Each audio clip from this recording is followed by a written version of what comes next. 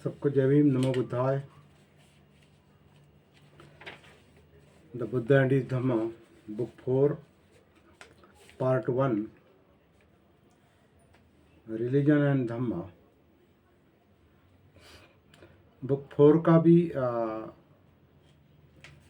खंड 4 का भी टाइटल, मेन टाइटल जो है रिलीजन एंड धम्म है, और उसका पार्ट 1 जो है उसका भी टाइटल रिलीजन एंड धम्म है, धर्म और धम्म, जिसका अनुवाद बनते आनंद कौशल्या जी ने मजहब और धर्म किया है।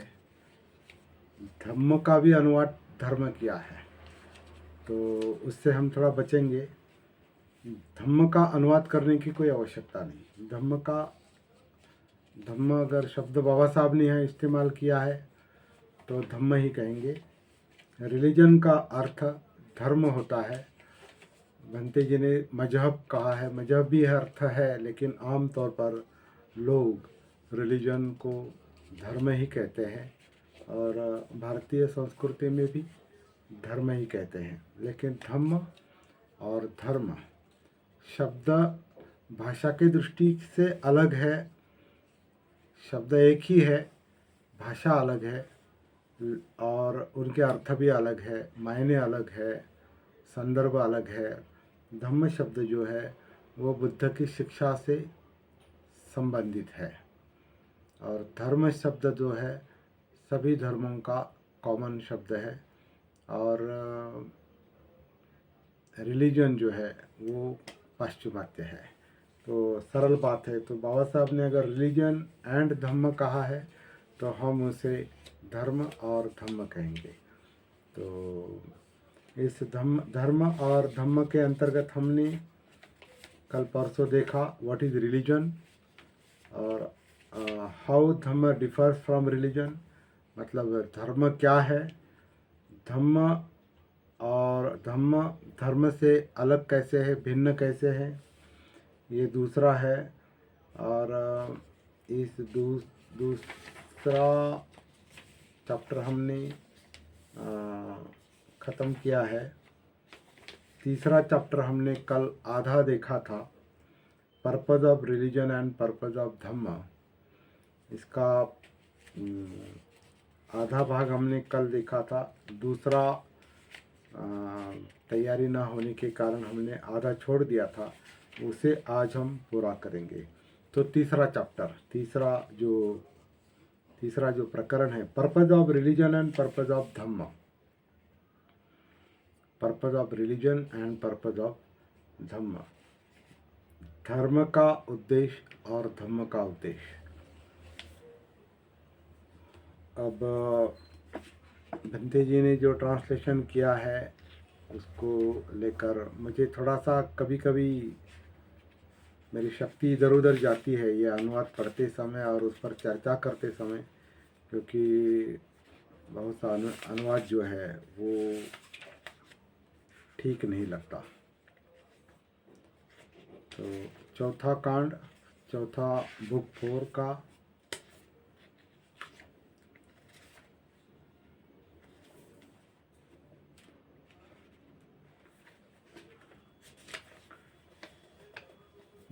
का पहला भाग मजहब और धर्म, हम धर्म और धम्म कहेंगे।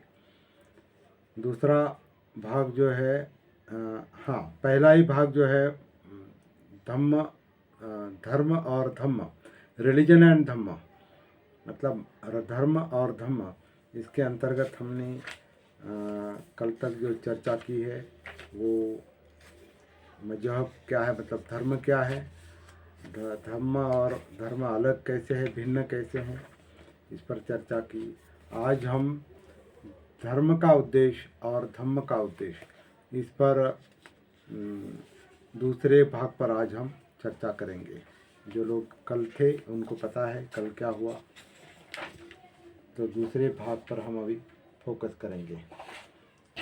तो सीधा पढ़ते हैं अभी।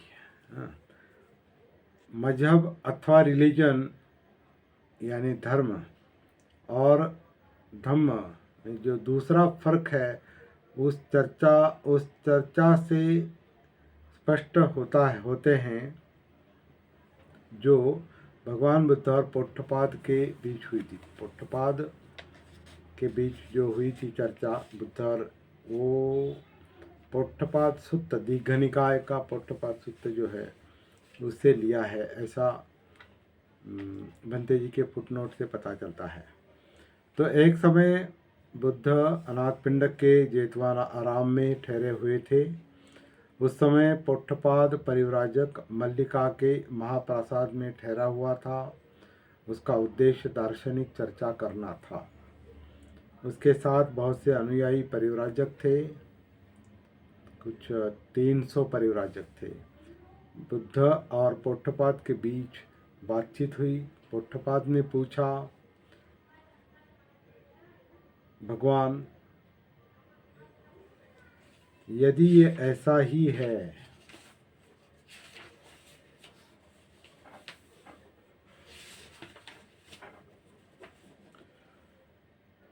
now the exalted one having robed himself in the early morning now the exalted one having robed himself in एक minute, that Pottapad is a matter on which I have expressed no opinion. कुछ तीसरा है। Then sir, मतलब पोट्टपाद बुद्ध से बात कर रहे हैं और कह रहे सर,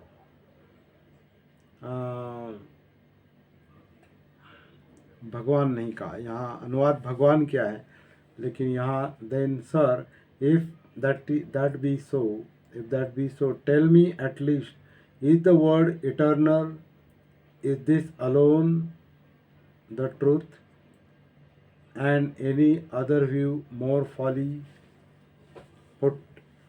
यदि ऐसा ही है तो कम से कम मुझे इतना बता दें। पोट्टपाद बुद्ध से कहता है, कम से कम मुझे इतना तो बता दे कि क्या यही मत ठीक है कि संसार अनंत है और शेष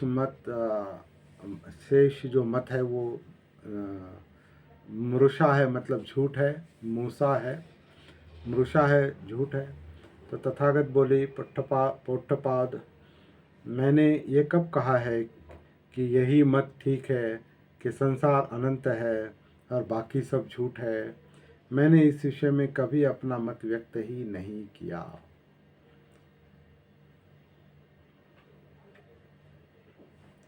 उन्होंने जिन बातों का दुख मुक्ति से संबंध नहीं था, उन बातों पर तथागत ने कोई मत व्यक्त नहीं किया है। ये इम्पोर्टेंट बात है। मैंने ये कब कहा है पोट्टपाद कि यही मत ठीक है कि संसार अनंत है और बाकी सब झूठ है? मैंने इस विषय में कभी अपना मत व्यक्त ही नहीं किया है।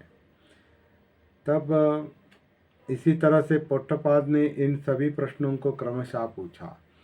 अब ये प्रश्न जो है, जो धर्म के अंतर्गत आते हैं, रिलीजन के अंतर्गत आते हैं, वो पोट्टपाद के सवाल है, प्रश्न है, और वो पूछ रहा है।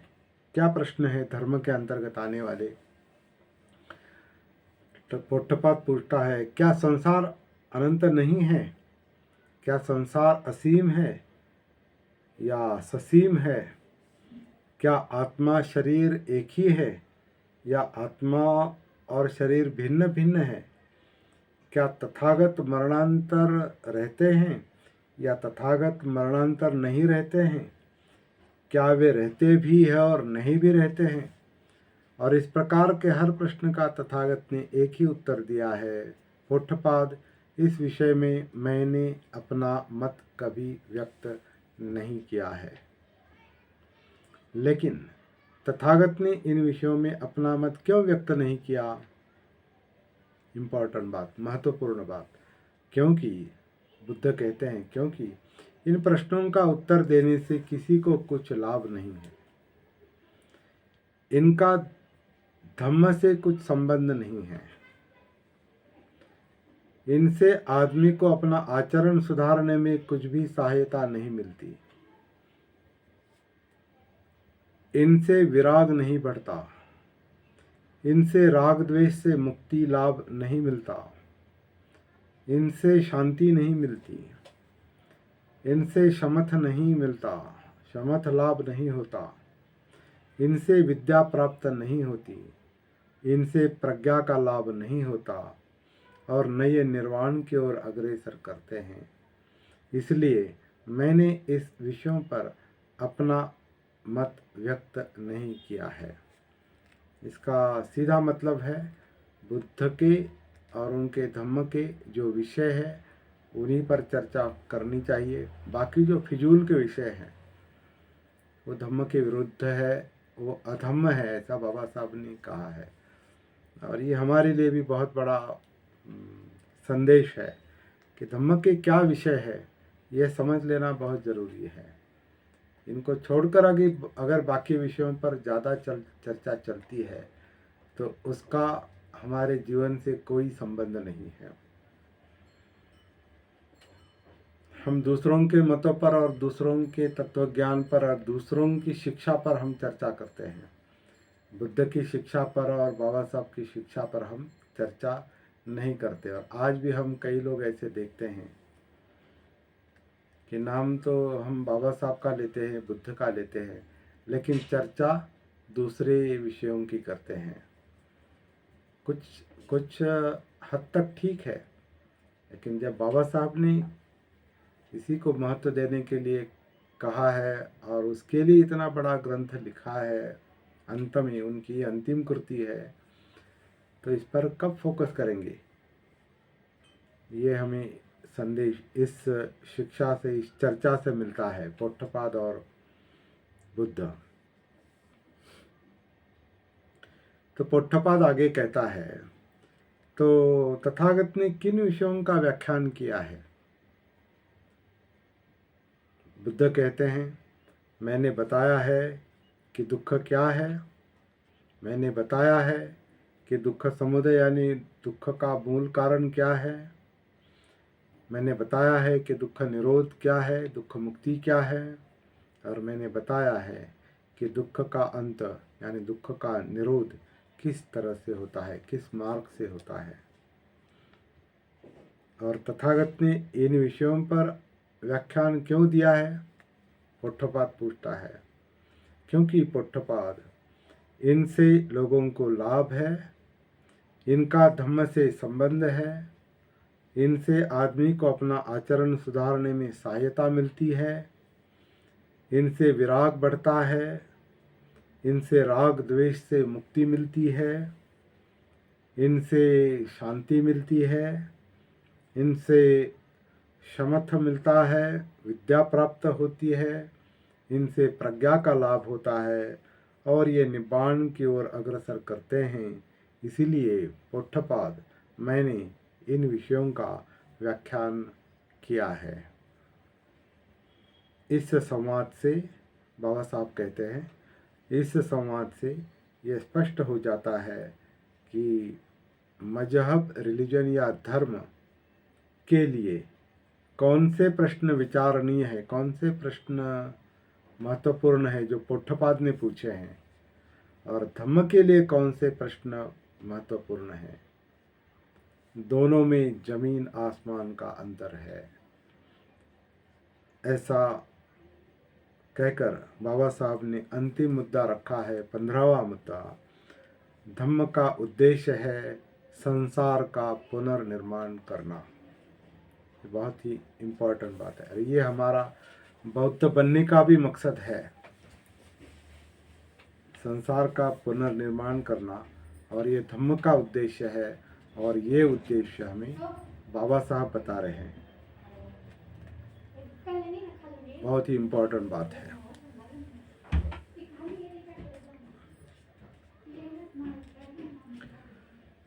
अगला मुद्दा है चौथा चैप्टर, धर्म और नैतिकता। धर्म यानी रिलीजन, मजहब, और नैतिकता, इनका क्या संबंध है? ये बाबा साहब जानबूझकर यहाँ पर चर्चा कर रहे हैं।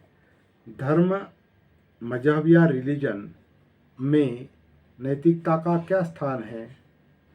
सच्ची बात तो ये है कि नैतिकता का मजहब, धर्म या रिलीजन में कोई स्थान नहीं। मजहब या रिलीजन के अंतर्गत आते हैं ईश्वर, मजहब या रिलीजन या धर्म के अंतर्गत आते हैं ईश्वर, आत्मा, प्रार्थनाएं, पूजा, कर्मकांड, रीति रिवाज, यज्ञ और बलि कर्म, सैक्रिफाइस, बलि कर्म। नैतिकता का संबंध वहीं आता है जहाँ एक आदमी का संबंध दूसरे से आरंभ होता है। मनुष्य का मनुष्य से जो व्यवहार है उसका संबंध नैतिकता से है, मतलब धर्म से है। मजहब या रिलीजन या धर्म तो नैतिकता के बाहर से आने वाले हवा के एक झोंके की तरह है। मतलब धर्म, मजहब, रिलीजन, इनमें नैतिकता है, लेकिन बाबा साहब कहते हैं कि बाहर से अंदर आने वाली हवा का जो झोंका है, उस तरह उनके साथ नैतिकता जुड़ी है, ताकि व्यवस्था और शांति की स्थापना में उपयोगी सिद्ध हो। मतलब हर कोई शांति चाहता है, अच्छी व्यवस्था चाहता है, तो जहाँ तक उतना ही उसका संबंध है, तब तक ही वो ये है नैतिकता की चर्चा होती है। वरना मजहब, रिलीजन और धर्म में दूसरी चर्चाएं चलती है, जो पुठपात के प्रश्न हैं। चमत्कार है क्या इसमें? संसार अनंत है क्या? या असीम है क्या? ससीम है क्या? आत्मा शरीर एक है क्या? भिन्न है क्या? मरणांतर क्या होता है? और इस तरह से ये धर्म के जो विषय है, इसमें नैतिकता का कोई संबंध नहीं है। लेकिन नैतिकता हर किसी को आवश्यक है, तो उतना ही वहाँ तक ही नैतिकता का संबंध धर्म के साथ रखा जाता है, ऐसा बाबा साहब कहना चाहते हैं। मजहब यानी धर्म या रिलीजन एक त्रिकोण है। अपने पड़ोसी के साथ अच्छा व्यवहार करो, क्योंकि तुम दोनों एक ही पिता परमात्मा के पुत्र हो। मतलब मनुष्य नहीं, मनुष्य के रूप में हम एक दूसरे के साथ व्यवहार नहीं करेंगे, तो तुम दोनों पिता परमात्मा के पुत्र हो, इसलिए अच्छा बर्ताव करो, इसलिए अपने पड़ोसी के साथ अच्छा व्यवहार करो। ये धर्म की, मजहब की, रिलीजन की शिक्षा है। यही मजहब, रिलीजन का तर्क है या धर्म का तर्क है।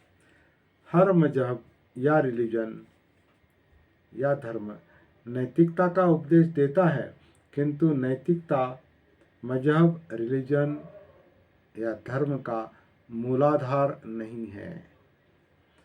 यह एक रेल के उस डिब्बे की तरह है जो यूं ही साथ जोड़ दिया गया है। वह यथावसर साथ जोड़ भी दिया जाता है और पृथक भी किया जाता है, अलग भी किया जाता है। तो रेल के डिब्बे के साथ इस नैतिकता को रेल के डिब्बे की तरह डिब्बे की उपमा दी है, जो कभी भी जोड़ा जाता है, कभी भी तोड़ा जाता है। इसलिए मजहब, रिलीजन या धर्म की क्रिया परिपाटी में नैतिकता का स्थान आकस्मिक है। कभी कभी उसका भी प्रयोजन रहता है, मतलब कभी कभी नैतिकता का प्रयोजन रहता है, लेकिन वो मूलाधार नहीं है। नैतिकता चाहिए ही धर्म में, ऐसी कोई शक्ति नहीं है, ऐसी कोई कंडीशन नहीं है। तो बहुत ही इम्पोर्टेंट बात है, और हर मुद्दा जो है वो चर्चा का मुद्दा है। बाबा साहब ने एक एक मुद्दा देकर, आंकड़े देकर एक एक मुद्दा रखा है। तो चलिए अगला चैप्टर देखते हैं आज, और ख़त्म करते हैं आज का मुद्दा, हम आज की चर्चा। अगला छोटा सा है चैप्टर धर्म यानी धम्म। धम्म, क्योंकि धर्म शब्द भंते जी ने धम्म के लिए इस्तेमाल किया है, हम धम्म कहेंगे। बाबा साहब ने भी धम्म ही शब्द रखा है। जहाँ भंते जी ने धर्म कहा है वहाँ बाबा साहब ने धर्म शब्द रखा है। धम्म एंड मोरालिटी, सिंपल बात, धम्म एंड मोरालिटी। तो धर्म और नैतिकता ऐसा अनुवाद है नहीं, धम्म और नैतिकता। तो धम्म में नैतिकता का क्या स्थान है? सीधा उत्तर है, सीधा सरल उत्तर है कि नैतिकता ही धम्म है, धम्म ही नैतिकता है। दूसरे शब्दों में, यद्यपि धर्म में, देखिए अभी यहाँ उन्होंने धर्म शब्द इस्तेमाल किया है, यहाँ धर्म ही चाहिए। दूसरे शब्दों में, यदि धर्म में ईश्वर के लिए कहीं कुछ स्थान नहीं है तो धम्म में नैतिकता का वही स्थान है जो मजहब, रिलीजन, धर्म में ईश्वर का स्थान है। मतलब जैसे ईश्वर धर्म में ईश्वर है, वैसे धम्म में नैतिकता है, नीतिमत्ता है, मोरालिटी है। धम्म में प्रार्थनाओं के लिए, तीर्थ यात्राओं के लिए, कर्म कांडों के लिए, रीति रिवाजों के लिए, बलि कर्मों के लिए कोई जगह नहीं है। नैतिकता ही धम्म का सार है, नैतिकता नहीं तो धम्म भी नहीं।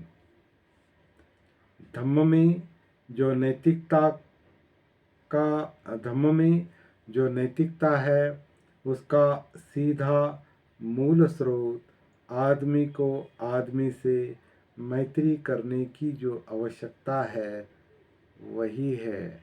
मतलब धम्म मित्रता यानी मैत्री भाव निर्माण करता है, क्योंकि धम्म नैतिकता को महत्व देता है और नैतिकता का संबंध मित्रता से है, मैत्री भाव से है। इसमें ईश्वर की मंजूरी की आवश्यकता नहीं, ईश्वर का कोई स्थान ही नहीं तो मंजूरी का सवाल ही नहीं। तो इसमें ईश्वर की मंजूरी की आवश्यकता नहीं।